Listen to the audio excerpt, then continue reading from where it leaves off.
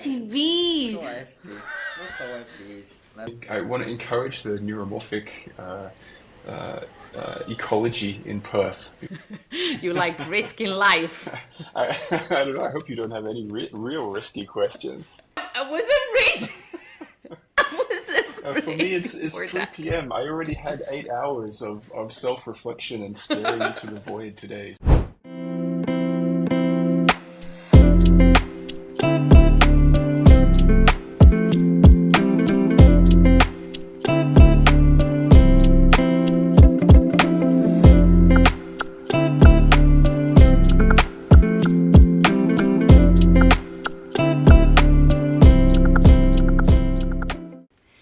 Welcome to Sottosoglia, the podcast that nobody can pronounce. I am Giulia D'Angelo.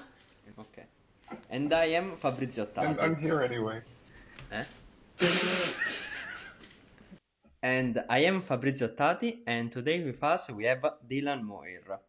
So, Dylan is a VP for Global Research Operations in Synsense. It's a startup that is designing low-power hardware and machine learning models for artificial intelligence at the edge. Dylan holds a PhD from the Institute of Neuroinformatics from the University of Zurich and the ETH Zurich, and throughout his career in both academia and industry has worked a lot on neuroscience and machine learning. And we are excited to have him with us. So welcome, Dylan, and please Welcome. tell us a bit about yourself. Thanks, Julia. Thanks, Fabrizio. It's nice to be here with you. I'm looking forward to hearing the other podcasts. I'm Australian. I originally studied computer science, software engineering, electronic engineering, but I was always interested in intelligence. I wanted to understand how we thought, how our brains work. I got interested in neural networks. I started doing some research during undergrad in a neural networks research group. At that point, it was very small language models, very, very different from the large language models that we have now. It was pre-GPUs. You had to train a neural network by writing some C code and writing some text files. But I realized that the symbolic AI and neural networks, they didn't understand anything about the brain actually, or really real intelligence. And so I thought I need to do some neuroscience. So I moved to Switzerland, to ETH, to Institute for Neuroinformatics, and decided to do a PhD in computational neuroscience. I spent some years doing that in experimental groups, building models of the brain, trying to understand how information is processed in our brains, in animal brains, before moving and changing a bit in focus, if not theme, by joining Synsense to help set up the applications team, the machine learning team at Synsense. And that's where I've been since 2018. We're trying to build hardware that works a little bit like the brain to do some things which are a little bit more intelligent than what you can do yesterday. Yeah, and I mean it's super nice to have you with us today. So thanks again, Dylan, to have joined us in this podcast, which That's my is pleasure. called Sottosoglia, but the subtitle is the person behind the scientist. So we will be actually getting to know you today. So the first question that Fabrizio and I want to ask you is, how are you at the moment? I'm doing fine. The weather here in Perth in Australia is generally really, really good. Lots of blue skies and sunshine. Lots of beaches close by. So I want to encourage the neuromorphic ecology in Perth because the weather here is great. But I need more people here. It's nice how our guests, when we ask how are you, which is the easiest question of this podcast, they go with the weather. You're not the first one, so it's amazing. So yeah, now now we start with the real actual podcast. So we have known about you. We all know that you work at Sinsense and you are basically the drivers of Sinsense. We all know about the spec, silo, and all of the things, great things that you guys are doing for us, for the neuromorphic community. So now we get to know you. We get to know the person behind the scientist, and these are actual sottosoglia cards. I don't know if you can clearly see it Very cool. for the for internet. Do I get to So choose one? here, so now what do we do? What we do now is that we select randomly a card, or I ask you which card you prefer, and we start with the questions, because behind these cards there are some questions for you that will allow us to get to know you better. So let's start with the first. And you tell me, okay, which one do you want me to pick randomly, or you have a number, or you tell me just in the middle? Just tell me. You choose random. Okay. Risky. You like risking life. I don't know. I hope you don't have any real risky questions. We do. Okay. Ready. Yeah. There we go. Boom. Ready. Your biggest fear. My biggest fear. Irrelevance. Oh, wow. That was too. Okay. that Okay. was. Okay. Second I'm one. gonna go to bed now. Exactly. Like, No, we are really, so committed that it's 8 a.m. in the I morning. recognize in myself. If I realize in myself, I don't know if it's a flaw or a strength, I don't know, but I have to feel like I'm doing relevant things that are relevant to other people. And if I feel like what I'm doing is boring and irrelevant, this is the point of depression for me. Yeah, I totally agree, and I think in this very moment I'm switching towards that. So I hope I'm maturing, let's say, as a scientist, because before I wanted to make someone else happy, and now I'm switching to I want to make myself happy. Therefore, I'm aligning with what you say. So I mean, you're much more experienced than me. So Well, I don't think I've reached that point of health okay, yet. I'm usually defining relevance by what I think other people will think is relevant. It's this very kind of Yeah, self-reflective but uh-huh. still mentally that's what I wanted unhealthy. to notice of what he said. Yeah. I mean, we all suffer from this problem, right? To be recognized by other people, and then at some point we are fed up and we say, "Oh, I don't care," but we do actually care, all of us. I mean, But actually, there's no actually, question yeah, about that. yeah, Yes. yeah. I think it's the whole status thing where we're somehow hardwired to judge our status by what we think other people appreciate. That's why we idolize rock stars and Elon Musk, Yeah. and I don't idolize Elon Musk. No, Yeah. please, No, no. we shouldn't. We shouldn't. Yeah, but I mean, you were so sure about your response. I mean, it's 8 a.m. in the morning and I'm ready with coffee. And I wasn't, I mean, I wasn't ready. I wasn't For me, ready it's for 3 that. p.m. I already had 8 hours of self-reflection and staring into the void today. So No, we just woke up basically.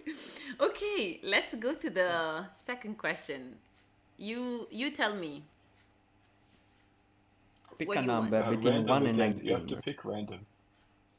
One Okay, and always 19. random, which is I kind of feel I want this one. Okay. Ooh, my mamma mia! This is like this is. Mamma You're mia. making me nervous. Okay, no, it was meant to be informal. So, what is it that you don't like about yourself? Irrelevance. Um, Oh, no, we, too we easy. can, Yeah, we can keep going ahead with the same Uh, response. It was good. It hmm, was good the first time. yeah, yeah. What I don't like about myself. Yeah, I think I didn't work out the work-life balance yet. I didn't work out how to how to make space for the things which I would like to be doing in my life rather than the things that I feel like I should be doing. This I think is, yeah, this is what the main thing I would like to change about myself. Yeah, and I think we are still driven by this recognizability, because we do things to be recognized again, right? It's the same link, right? Like what drives us is being recognized, do more, and so on and so forth. And I mean, what we actually do loses the meaning, because we don't do it just for the passion of doing it. I mean, Mm, it's a luxury to do it just for yourself, right? Because mhm, mhm. you do it for publications that then will help the H index, that then will help you get another new position that is better than I mean, that Yeah, yeah. The it's grind, just that the the grind set. yeah, yeah. And it's annoying because I was talking with my boyfriend about this, right? Like, he's a CEO of another startup, so we are fully, in the mindset of in during the weekend, like most of the time is like, oh, let me finish this thing, and then I start doing this thing, and when I finish, he is doing something else because he started doing something else, and we lose the weekend like this. Mm, And mm, we do it because we think we will get something out of it, but what do we get?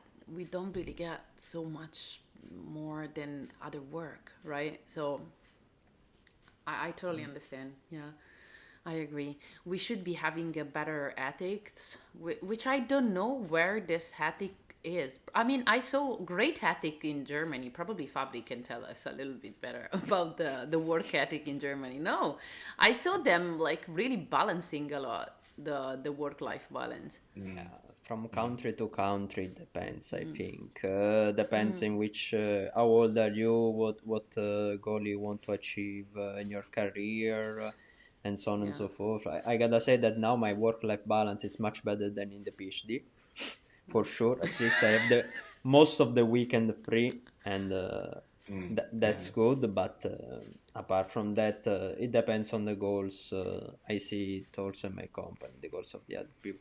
But I have a question for Dylan. Y- What is that you should be doing? You said that I In want to Good, balance what Switzerland, I I want to do. was, yeah, good. I was, I was singing in a punk rock covers band, and Oh, since I moved back nice. to Perth, I didn't manage to make space for this, or or writing, songwriting, these sort of artistic endeavors. I Mm, think you need something like this to balance out just the grind of work. I want to be creating something in the world that's has that's defined by artistic merit and not just defined by some technical measurements. yeah, yeah, it's totally understandable. I mean, from a dancer point of view, I totally understand you. Yeah, we should be doing more of what we like, but also using the community that we have, like as we have done in Telluride, right? Guys, like the people Hmm, singing and playing, and it has been amazing. So hmm, we should hmm. be enforcing more of this, yeah, because it's truly important. For me, this was one of the best points of the Telluride this year was having a group of people, several groups of people, come together with some artistic focus, just to do something apart from the Yeah. work in the lab. Yeah, definitely. I mean, sometimes I kind of need some sessions of. I sew a lot. I have my sewing machine and I do all of these things, and it helps me. Like also that do some manual work. It helps me amazingly with the stress release, and it's just Hmm, amazing. hmm. Yeah, how much it does help. Yeah. Okay, so do we go to the third question? So still randomly. You want me to pick Still random. still randomly, right? Let's go here.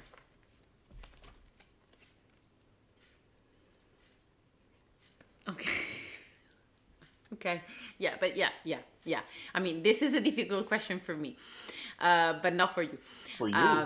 How how important is work or academia, politics to succeed? Hmm. I think it's kind of crucial, sadly. Um, when I started my Yeah. PhD, I loved the idea of science because I wanted it to be something defined by purely by merit.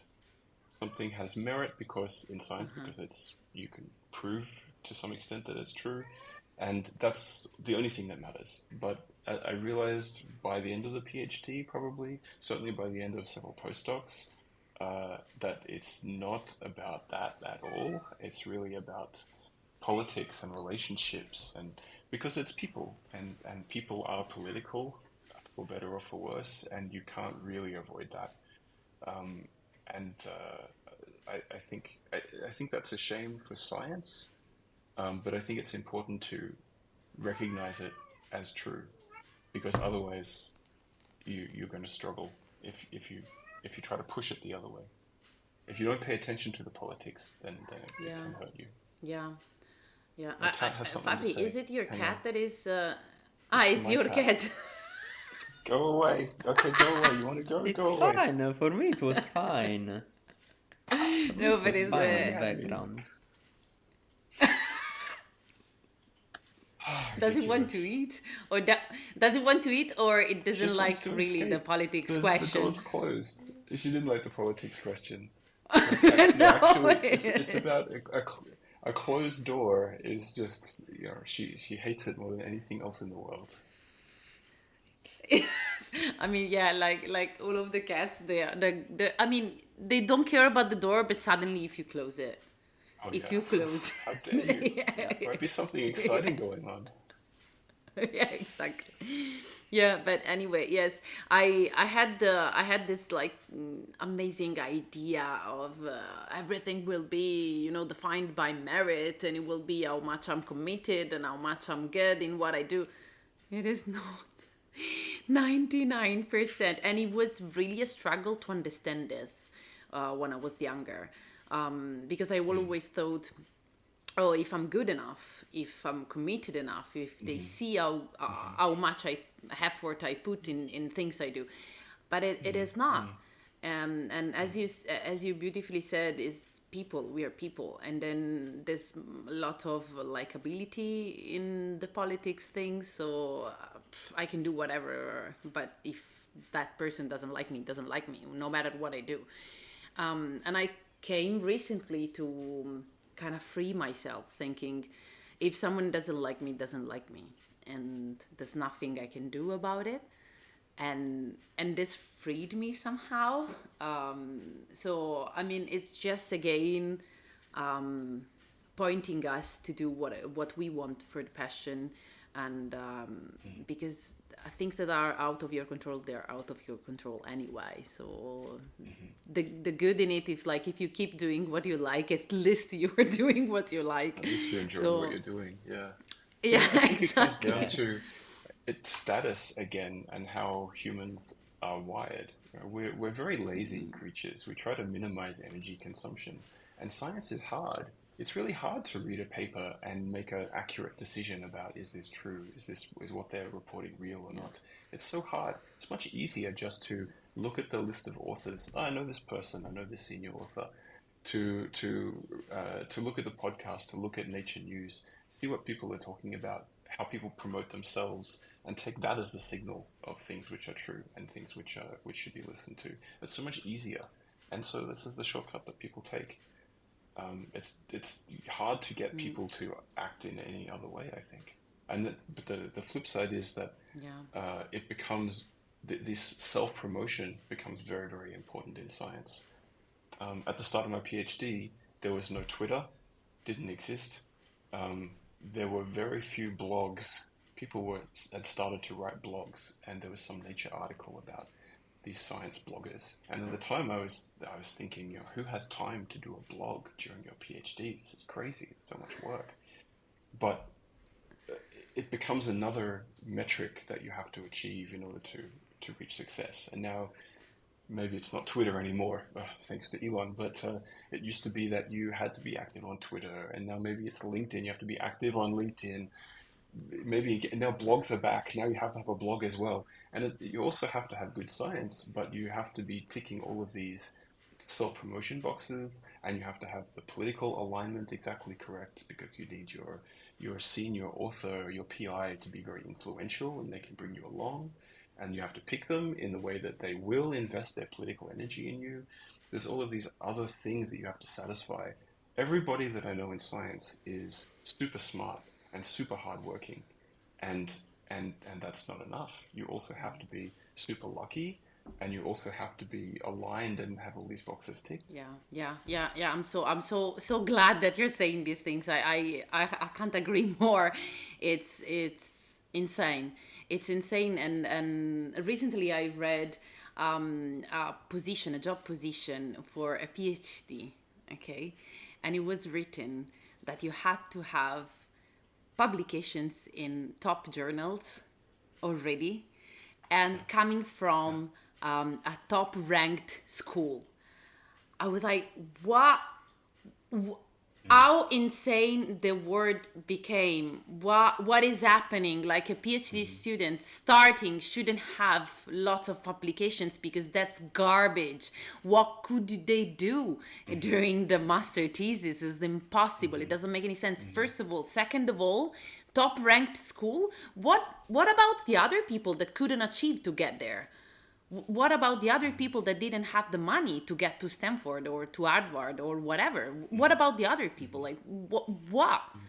So this makes me crazy. And also, I'd like to bring the other side of the LinkedIn presence, let's say. I kind of find it natural to communicate. I love communicating. So I love talking to people as much as I love communicating on LinkedIn, for example. And now people started addressing me as an influencer.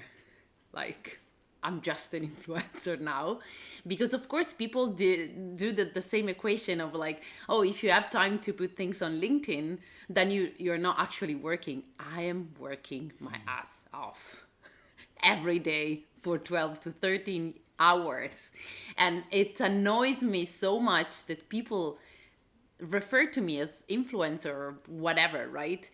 I mean, people can be multiple things. So as long as we need to accept that we have to have this social presence, we also need to accept that who does it maybe does it because it likes to do it, and there's no pressure. Like, we should probably just be enforcing this thing. I don't know. I mean, I'm very much annoyed when I'm taken as an influencer while actually I have my project and I'm working, and I'm doing that on top. That's It's just pure to jealousy. bring I mean, the other side. it doesn't come naturally to most people, I think. This sort of self-promotion and having the insight to how to structure these things, to really make an impact on social media, to know what to write in a blog, to know to set up a podcast and what to have as the content. I don't think it comes naturally to people. Just that some people writing a journal article doesn't come naturally. It's really a struggle, I think, actually, to most people. Most people, I think, don't have the natural instinct for self-promotion and social media, and so it would be nice if it was optional either way, right? It's a nice added bonus. It would be nice if it's not a requirement, but it's also not fair to. I think it's just jealousy to denigrate somebody who does put energy into that. I don't know. I don't know. I think, yeah, I don't know. Let's not judge who judges me. But yes, It's okay. I just wanted to bring the other the flip side of the coin. Fabri, I think is the time for the discomfort zone. Is it? Yeah, more than discover a curiosity zone, because I was listening to what Dylan said. I am one of those examples. I think because during my PhD I was not so successful, not so productive, and maybe someone knows me mainly for what I've done on social media, for what I've done on Discord, also because of many things that happened during the PhD. But and I was thinking about the politics side of things that Dylan was mentioning, and I kind of feel that this politic aspect is very strong in the, let's call it, the neuromorphic community. In these 3 years that I've worked in the field, I've seen that there is a sort of restricted circle of a number of authors, and each one of them pats the other on the shoulder saying, yeah, you're great, go for another MNIST benchmark.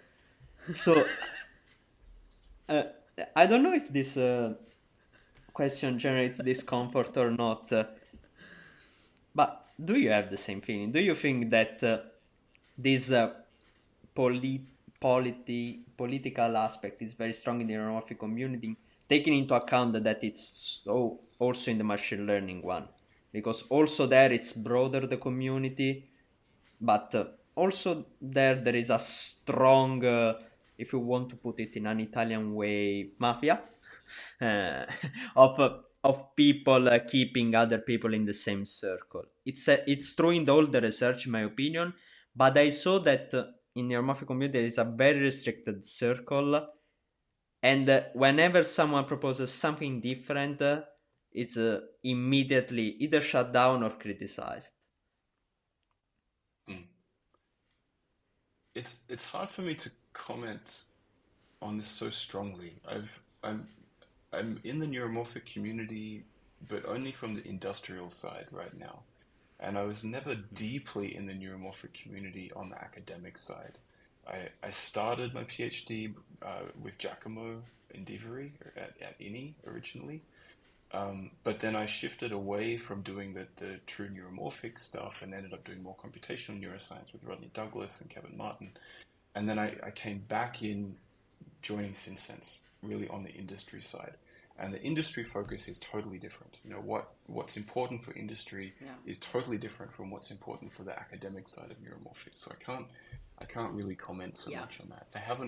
I've observed it's a small community, it's a close-knit community, everybody Yes. knows everybody. And to some extent, Yeah. I think I can validate what you're saying, Fabrizio, when, even on the industry side, when companies arise and call themselves neuromorphic, but in our little community, nobody has heard or knows any of the people who are setting up the company, then the feeling in the neuromorphic community is like, what are these guys talking about? What are they doing? You know, how can they Yeah. really be neuromorphic if they're not part of the community at all, right? So I don't know to what extent that's uh, a reflection of this sort of negative politics and gatekeeping. I don't know. But my experience at the sort of within the neuromorphic community has been mostly really positive because everybody does know each other, being at Telluride and Kappa Culture I find super supportive and positive. But you know I do have a non-academic kind of perspective on this. I, the only thing I can comment academically from the academic perspective is that from mouse visual neuroscience is extremely cutthroat and horrible, and everybody is just kind of negatively reviewing everybody else's papers and cutting everybody down. It's very Yeah. unpleasant. And if you're not part of a big lab, then there's no way you get something published in Nature. Forget it. Um, and what I had heard about from Kevin Martin, who is one of my PhD supervisors, was about the fMRI community when it first started. It was a small community, and they made a conscious decision to be constructive in their dealings with each other when they reviewed a paper, when they reviewed a grant. they would be, not colluding together, but they would be constructive. They wouldn't tear each other down. And the result was that the community was extremely successful because they were building each other up.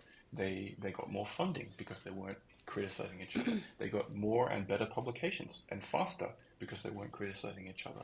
So mouse visual neuroscience, you could spend 2 years with a paper in review because it's such a nightmare. If people were more positive and constructive, engaging with the process, then this could go much faster, and that benefits everybody. So, I think there's some benefits for having a close-knit, friendly community, absolutely. But the gatekeeping and undercutting each other can be very negative in a small, tightly knit community also. Yeah. Yeah, we call it discomfort time because this is basically the time where Fabrizio asks his question on his own will. And it's typically a discomfort time. It was very nice today. Well, But that was super nice, Fabrizio. I didn't feel uncomfortable at all. You have to try harder. You want to make me I don't sweat, you want have to to try make harder than this. I didn't want to make you sweat. I just wanted to bring something to the table. And commenting on this, I feel that that gatekeeping I see and I feel when I read those authors, I've never talked to them, and the people I know, I've never talked to them. They are out, as you were mentioning, they are outside of this community. They are from different, let's call it fields, different perspectives, and I think this enforces what you said. As soon as you put yourself outside of the community, you say, yeah, they do LinkedIn posts. Who cares about them? Fuck them all. And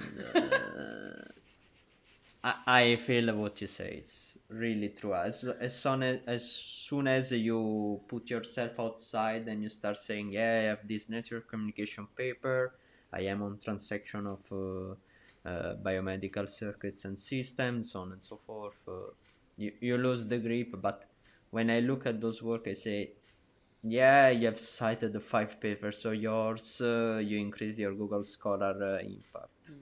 But no one uses that stuff, which is complete opposite in the open source community, I think. I actually have a question I on think this. Do you see industry freer? Do you see industry as a freer version of the academia in terms of constraints are competition? very different. I think rich industry can be freer. If you're in a research group, an industrial research group in a rich company, then you probably have a lot more latitude to do what you like. Whether that's more impactful I or see. not, it depends on what you choose. But the constraints are different. So in industry, we have to do things which make impact, because if they don't make impact, the company is going to fail. It has to be useful, it has to be used, and it has to be something that works in the real world for a customer. That's the goal, and Yeah. and that's very grounding. You can't just do whatever you feel. Yeah. You have to do something which has to work. It has to work in the real world. So the constraints are very different. Academia, obviously, you have to do something which can get published. That's number one. You have to do something which can get you Yeah. funding. And you have to just do something which can get you tenure, Yeah. and that's citations. So that's really the metric, and whether or not it has real world impact is really secondary, if anything.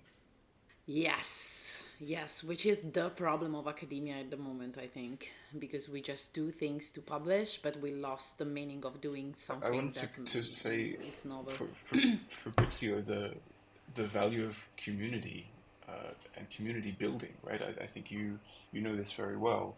There have been several pushes in the past to try to set up little neuromorphic communities, and they mostly haven't been successful in the past. But Open Neuromorphic exploded, and this Yes. took a lot of energy, Yes. yeah, to establish and to foster and to keep that community going. And I think it is very valuable. And I know that now you are firmly in industry and you're taking a step a little bit outside the neuromorphic field, which is probably great for you personally, but it's a shame for the community, because Yes. the open neuromorphic community is something very powerful for the neuromorphic community. I think you have to have something like that in order to succeed. And the machine learning community is now enormous, right? Everybody's in machine learning, but neuromorphic still has a visibility problem. In industry, it has a visibility problem. That's obviously concerns me most directly. I want that whenever I talk to a customer, they already know what neuromorphic technology is, and they already know that it's fantastic and it's the next amazing thing. That's what I want them to know, but they don't always know that. It's still coming from we're coming from behind. Definitely. I mean, Fabri is super shy, but like, shout out to you, Jason and Gregor. Like, you have done an amazing job, guys. Honestly, Open Neuromorphic is a safe space for everyone, and it's really really nice. Yeah. Yeah, Okay. but there are other people bringing it on. It's as you know, when someone enters a new job, a new company, time adios. Yeah. Of course, Especially if you move to of course, yeah. another country, it's a mess. But I'm happy that the people keep driving it. I mean, I don't have to do anything. Just ban someone every now and then because it posts some strange stuff. But apart from that, I don't This have is to how do you know that anything you because there are succeeded, the Fabrizio. researchers. I think I mentioned this to you already, right? When you start getting crazy emails and crazy posts on Discord about how the four-dimensional time cube of Earth and all this stuff, then you know you've made it, right? You have enough visibility that you've made it. Visibility for boats. Yes. Nice. Thanks. Okay. I'm going to the last, it's not the last one, but one of the last random questions from the cards. Can I pick Yeah, the 24th card from the top? capito Fabrizio? Taci. I wanted to do this from the beginning, but I was not able to. Now I want. We just want to see you 24. count, Julia. Can you count to 24 with Yeah, distraction? in Italian, in Italian, because okay, okay. Did you assist non-inclusive cases, and what have you done? Cases where you felt that someone has been discriminated somehow, and what have you done about it in that moment? This was the discomfort question in the end. Yeah. It's not, it's not discomfort. I'm just trying to think of I an know, I know. example if I've really observed this in a such a direct way that I've assisted. I see. I wouldn't say so directly over my career, which is maybe maybe a negative thing that wasn't observant enough of these things in the past. What I would say is that it was early on in SynSense, we had it was obviously a very small team, and it was important to myself and Sadiq Sheikh, who was the other co-applications lead at the time, that we have good diversity in our team when we're hiring. Definitely. And this was difficult in an engineering team, but I knew it was possible because I'd seen the group of Giacomo Indivari, who's always been very successful in Exactly. having a very diverse set of PhD students and postdocs. He's always been great at fostering that diversity within the community, and I always really appreciated and admired that. And I wanted to be inspired by that within SynSense. And at some point, we were really struggling to find female applicants for our positions.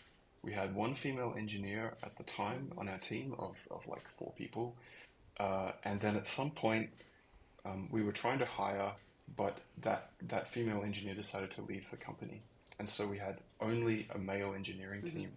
And this really stressed me because I knew when someone comes to interview, they will immediately get this impression, oh wow, this is a really male-dominated research team, and there's plenty of male engineers who wouldn't like that either, and also plenty of female engineers who would be turned off by that and think this is not a team I want to join. So that situation stressed me out very much.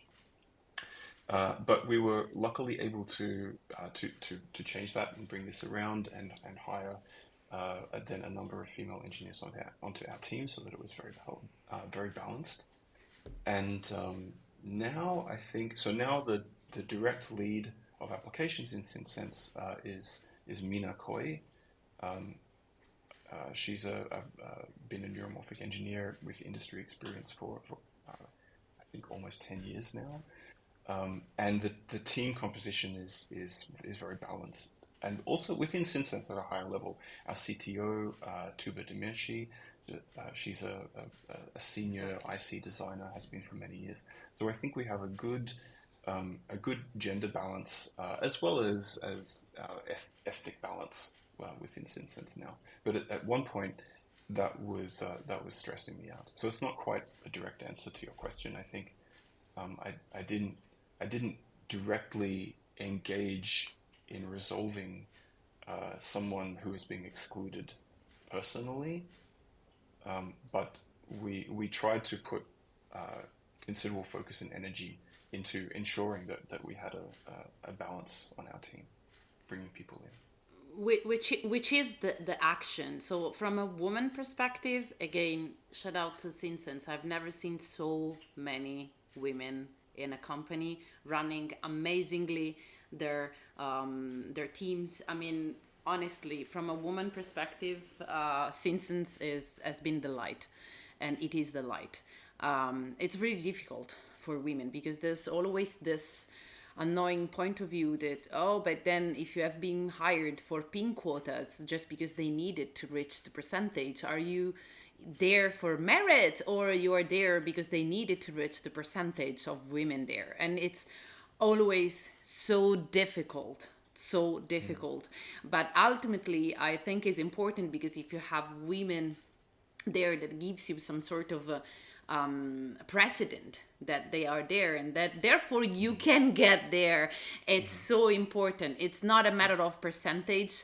It's a matter of us looking and taking inspiration from Mina, for example. Like, I spoke with her and it's an amazing engineer. I mean, we need it as women. We really need someone that leads us the way. And as a woman, again, big shout out to SynSense. Honestly, never seen a higher percentage of women in a company. I'm very happy to hear that. It can also be an issue in academia. Yeah, absolutely. Which is why I mentioned Giacomo and Diva's group. I think he's always been very, very good at managing that balance within his team. And it's not trivial. It's not easy. When you go to Telluride or Capricacia, it's usually a bit imbalanced. I don't think it's not particularly bad, but it's sometimes not great. And it struck me very clearly coming from neuroscience. I was doing postdocs in neuroscience groups, which are mostly biology backgrounds, and it was completely flipped. There would be hardly any, almost no male PhD students. But then as you move up the hierarchy, all of a sudden the postdocs are 50-50, even though it's like 90-10 for the PhD students, then it's 50-50 for the postdocs. And then for PIs, it's basically 90% male, also in neuroscience. Yeah.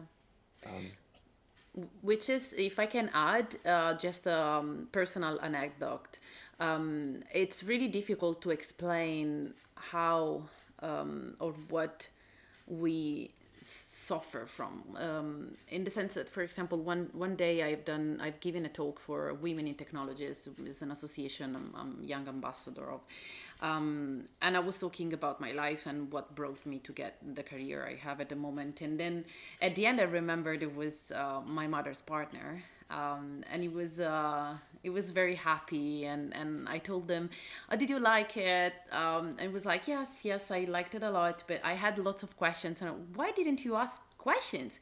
And he was like, I mean, we're all women, I didn't really feel like.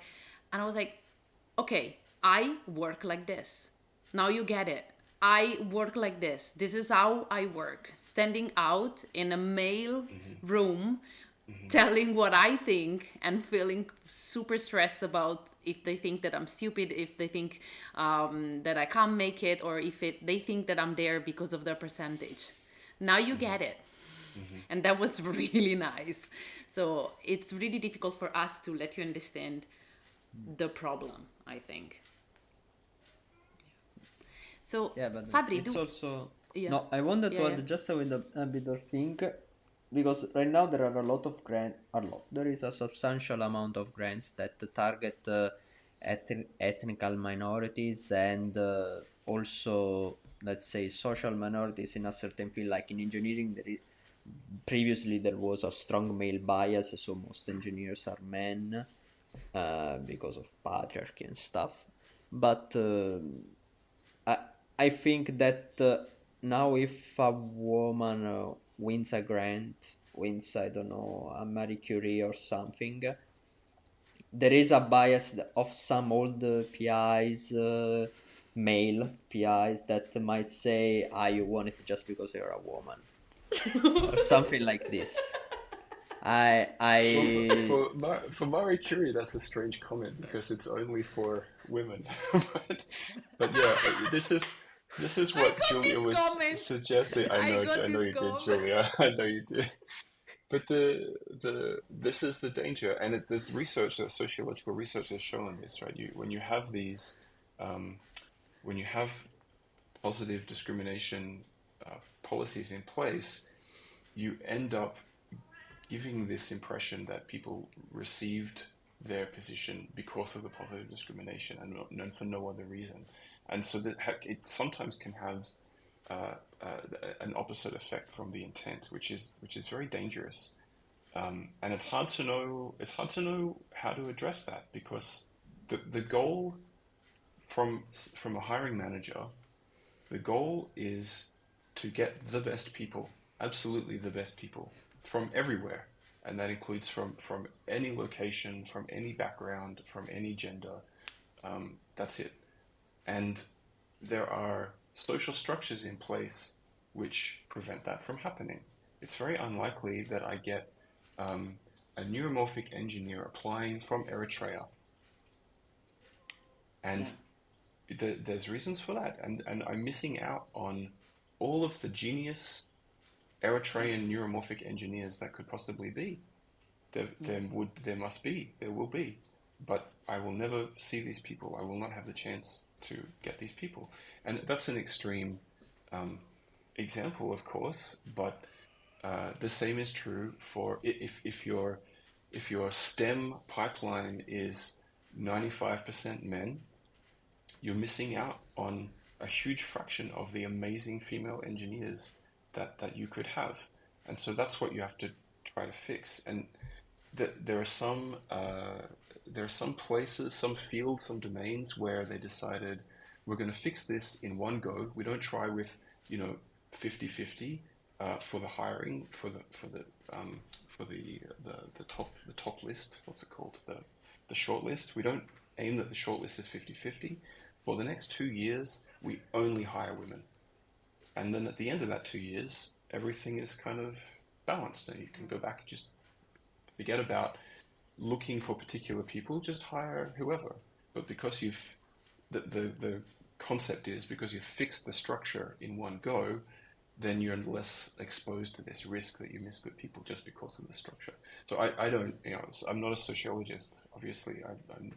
I don't profess to know what the answer is there, but yeah, it's a complex and dangerous situation.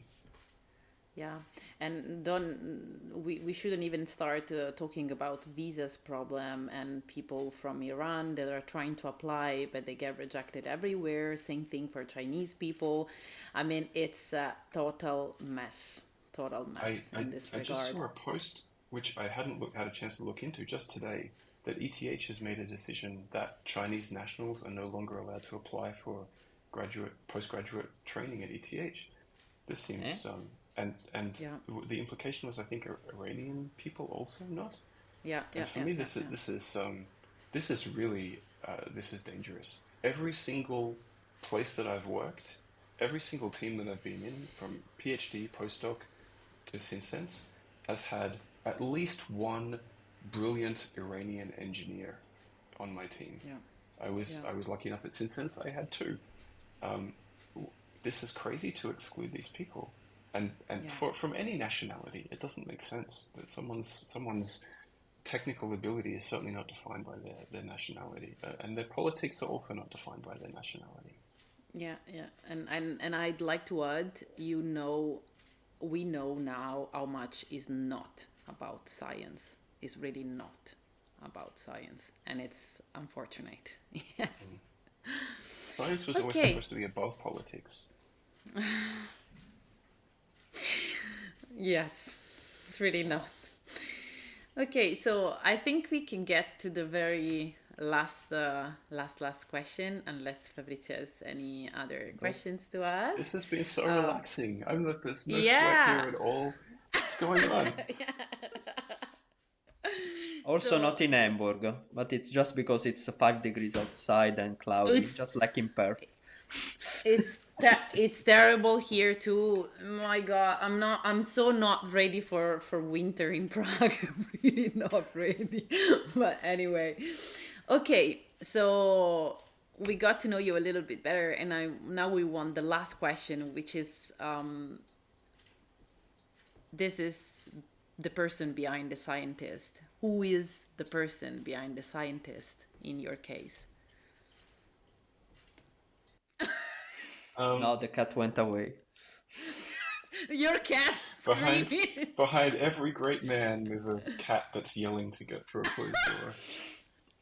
Uh, I don't know. I'm still trying to work this out.